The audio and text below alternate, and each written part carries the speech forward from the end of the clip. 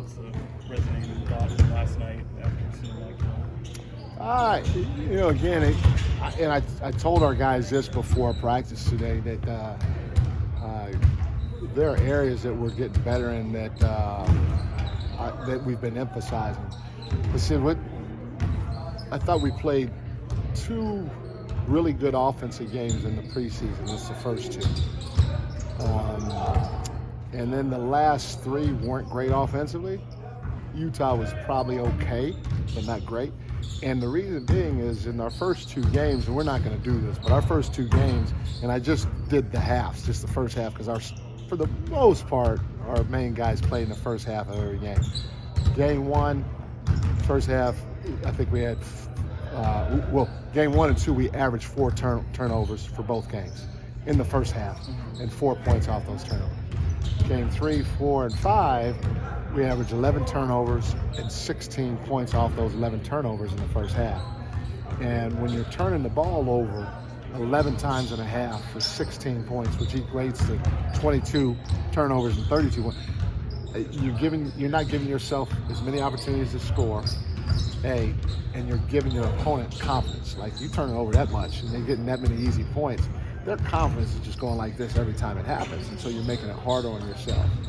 On top of that, in our players' defense, I've only allowed them really to play out of our flow.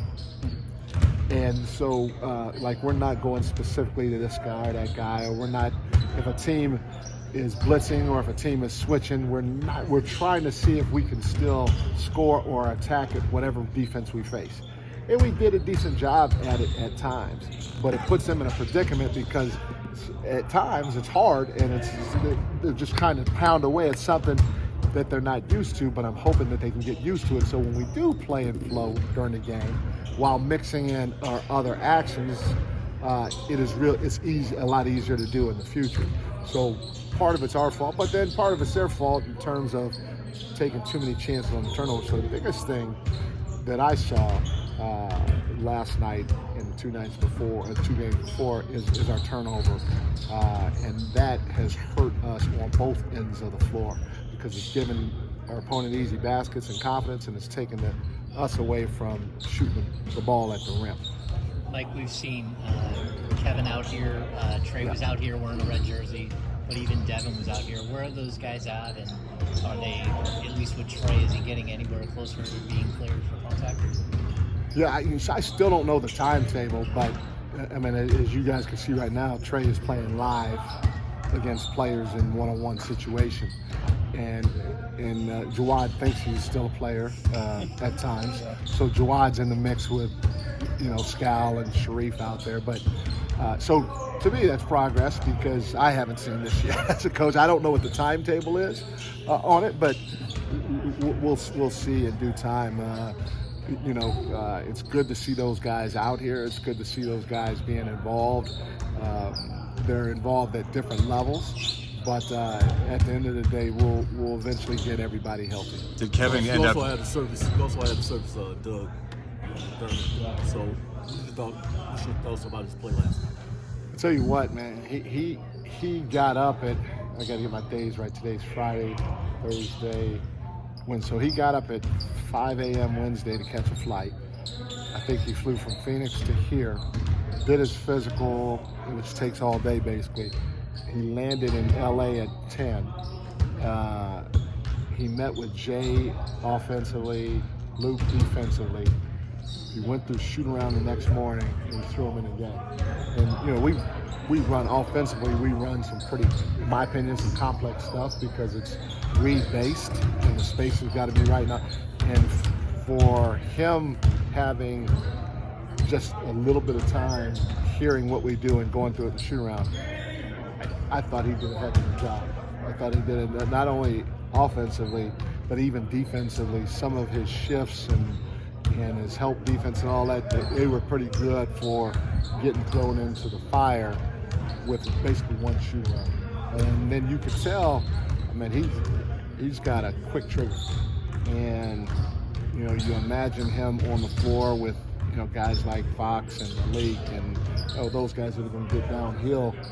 Because he, at times he had to take some difficult shots last night. He was still, I think, he got 11 threes up, but he was, I think it was 4 of 11 or something like that. And every time he shoots it, you think it's going in. So now if he's out there with those types of guys, with the way that we spray it, the way that we touch the paint, I think he's going to get easier looks, and which is going to be very good for us. And if he doesn't get easier looks, that means they're guarding him like that, which is creating more space for the rest of our guys. So he knows what his job is, and he did it well. The last thing I would say about it is you can see, I'm not saying he's Usain Bolt out there, but you can see when he moves with a pace. And the gravity that he has when he's on the floor, like as soon as he steps in, hey, hot, you gotta guard. And then anytime he's moving, he's kind of getting everybody leaning that direction. And so that in itself can cause the defense to make some mistakes, which will make it easier for everybody else. You guys So agree, you like the right? way Yes. Neon green? Yes. Yeah. A little bit like Kevin, how he draws the attention. 100%. Their gravitational pull without the basketball is some of the best in the league. Again, I'm not saying these guys are Klay Thompson, but Klay is another guy. I'm not saying it's Reggie Miller, okay, at all, but Reggie Miller's another type of guy. Those guys just being out on the floor and their movement without the ball and the change of pace without the ball can make the game a lot easier for their teammates. Did Kevin end up doing 5-on-5 scrimmages at this point? I know he was clear to do that. Did he get in some 5-on-5 at this point? Yeah, we have a game that we call the next game, and so we had guys in here before practice playing 5-on-5 live, and Kevin was a part of that. And do you know how it went with him? Like, do you know how he's feeling or anything? I haven't asked him, Okay. and I was in part of the coach's staff still in a meeting, which I was in. The other part is down here with him, so I haven't asked anybody. 6 days left to the home opener. Yeah. What does the next 6 days look for you guys? Do you tighten things up? Do you go hard in practice? Just because it's a long layoff between games and that. Yeah, so we just want to be smart managing the guys. Today we had a non-contact practice for everybody. It wasn't long. We just, had some muscle memory stuff, but we also added some stuff because now we want to add some stuff that we did last year that was good to help alleviate some of the pressure of what we're facing defensively. And so these next 6 days we'll add some familiar stuff for the most part. Get reps with that. We'll tighten up some things on the defense end of the floor. One of these days we'll scrimmage. We're going to give them tomorrow off. Another day will just be a shooting day. And then hopefully we'll have a couple of good practices around that. Decisions were made, obviously, today. Is there anything you want to say about those gentlemen that are here anymore? I tell you what, I said this to the group. I don't know if I said this to you guys, but for me, the games that we had in terms of practice day game, that wasn't a ton of fun because you couldn't get real good quality practice in my opinion. But prior to us playing a lot of games, man, fun group to be around. Everybody was engaged, connected.